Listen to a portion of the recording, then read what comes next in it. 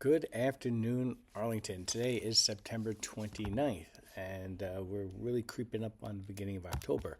So let's get into this week. Tomorrow, September 30th, begins our Spirit Week, and each day has a theme. So tomorrow's Twin Day, Tuesday is Dress to Impress, Wednesday is USA Day, and then Friday is Maroon and Gold. As a reminder, there is no school on Thursday.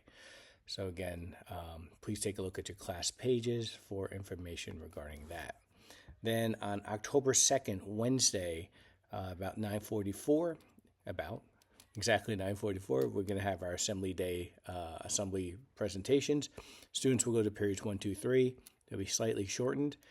Assembly for about an hour, and then they'll return back into the regular rotation of periods 4 through 8. Please take a look at the Google Classroom for the different assemblies that are being administered or presented on that day. Each one's by grade level. Then we have our Pep Rally, which begins around 12:45 on October 4th. That should be a nice, good, fun afternoon. And then October 9th, next Wednesday, is a half a day because we have, at 12 o'clock, we have open house, and then again at 6 o'clock. So open house on October 9th, it's periods 1, 2, 3, and then dismissal at 10:01, and then we'll begin opening up for open house. Then on October 11th is our PSAT administration for our juniors and juniors only.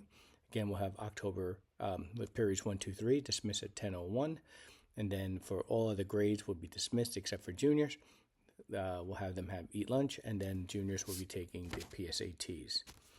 And just going through my list here, that seems to be about it. I just want to send out marking period 1 progress report window ends on Friday, October 4th.